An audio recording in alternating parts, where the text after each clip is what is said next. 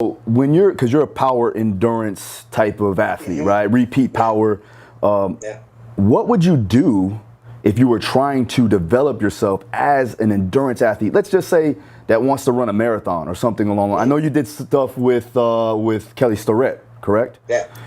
And he was more anaerobically sound too as well. He was at the time, although freakishly enough, here's a round peg trying to jam into a square hole. He's an aerobic responder. Okay. That makes sense because his background though, right? Was he a rower? He trained the way that we train. But here, I mean, look, the interesting thing is our current idea or model of developing an aerobic base is flawed in that we think we need a lot of time under this aerobic place, and we use like heart rate as that variant. Okay. Heart rate has nothing to do with how I move energy, whether I'm aerobic or not. Okay. It's just a tachometer. So, and if it were true, then if this was the metric for energy, how is it a chess player playing chess all day burns 6,000 calories sitting down, or a free diver can burn upwards of 600 calories an hour diving and coming up, and their heart rate doesn't go above, their heart rate doesn't go higher than your and my resting heart rate. Yeah, it can't. Right? It can't, right? Yeah, exactly. And so there's so many variants to what's going on, but the one thing is 90% of the energy we move has to use oxygen. So how efficient we are with that is critical. So with like my CrossFit athletes or the fighters that sometimes I'll work with in developing more of the aerobic side of things, I stick them gear one through two. So gear one is an equal in and out, nose. Gear two is a fast nasal in, relaxed out, exhale, nose only. Okay. For 4 weeks. Okay. I've seen CrossFitters get completely restructured in how they use energy in 4 weeks. It's insane. But it's a kick in the balls because they have to slow down so much and their ego gets involved. That's what I was going to say. I was say, what protocols are you using for this? It has to be very low intensity in the beginning. Yeah, we just use like assault bikes. We'll use running if they can handle it. We'll use a stationary bike, WAP bikes, etc. Ski ergs, rowers, just simple things like that. Now, if I'm in a strength and conditioning environment, still same thing applies, and you're actually going to get bigger bang for your buck. And you're learning that right now with like, hey, we do sled pushes hypoxically on a negative, and then I let them nasal breathe at the end. Like nasal breathe at the end after doing hypoxic work is directly forcing them to take more carbon dioxide load, which is instantly changing how the physiology responds to oxygen. They're automatically getting aerobic training through that. It's just we're thinking of it in a very different way. So it's the fact is the more carbon dioxide that's in the environment, it has to get out, right? And the only way to really get out is through that red blood cell. So there's trillions of oxygen molecules in that one red blood cell. Mm-hmm. So the more CO2 I'm sticking in there, the more O2 that's coming out, and it's forcing this perfusion of the cell. So and if I'm anaerobic, all that oxygen is going to bring down the acidity of the hydrogen, all of this stuff that's becoming acidic in the environment, right? A lot quicker. Mm-hmm. Okay. So with the heart rate, and I know, and we can talk about Unplugged too as well, and how you came about, writing this with Andy. And I'm pretty sure it kind of goes hand in hand with like heart rate monitors and things of that nature.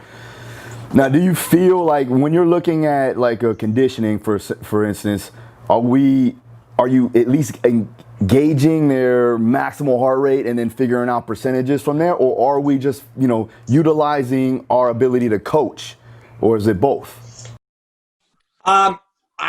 Unless I'm working with somebody that's like at the Tour de France, or really where maximal heart rate really plays into a factor. Mm-hmm. I really don't play with heart rate much at all. Now, as a coach, that may not be the best decision, because now you can actually monitor a second variable with understanding intensity, right? With heart rate. But if I'm strictly concerned with energy, and I've got an athlete that can adhere to the system, your breath is the reason you're moving energy.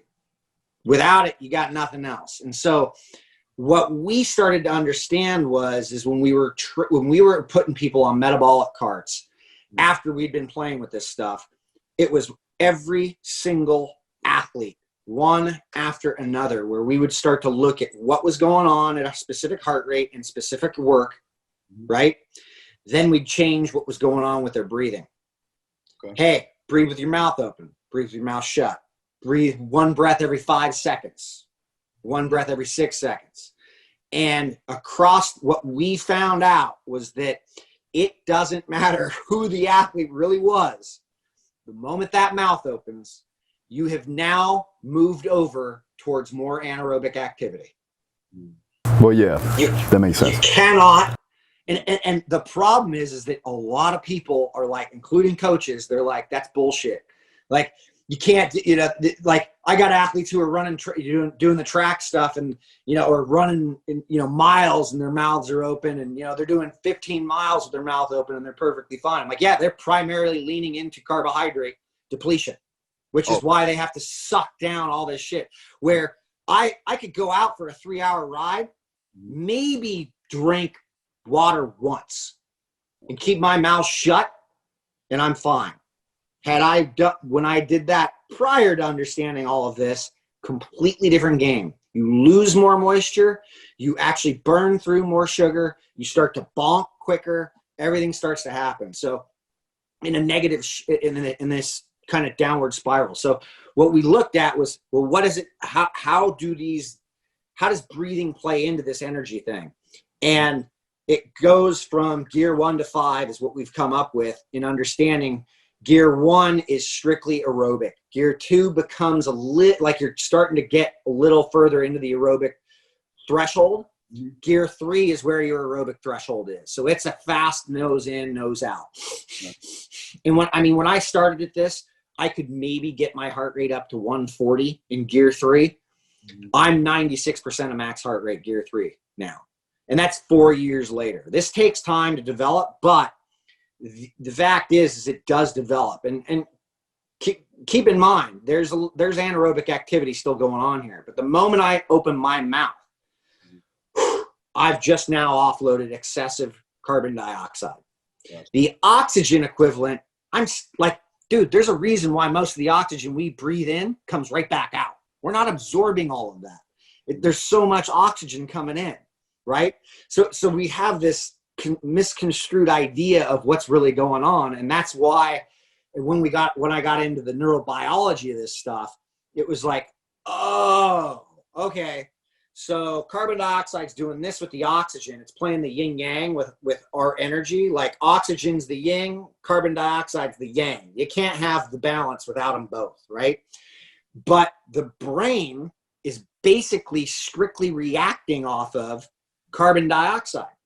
And it's set up in the arterial system. So the detection centers are in the carotid and the aortic arteries, which tells me it's nothing more than a predictive system. Okay. So arteries are going out. We don't even know what happened yet, but but based on what's in the system at the artery, we're going to make a guess, and that's where we're going to take a breath. And so that means I have to develop a relationship to it, which is why we get into the psychology of it. And we do a basic CO2 tolerance screen. A static screen like the CO2 tolerance test tells me what's going on with the athlete not working. Now, when I have them work out, like you could develop something cool with what you do, especially with like sled stuff, is like, all right, we're going to use like a beat test or something where it's nose only, but you're going to go to mouth only, right? Where's the flips? Where's the switch where that happens? That's where their place, that's where we need to work from.